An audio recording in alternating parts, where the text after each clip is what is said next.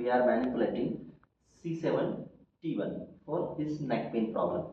So patient is in prone position, therapist towards head side. Okay, so from this hand I will stabilize spinous process, and from this hand I will pull the neck in extension. So here it's T1. Take deep breathe out. That's it.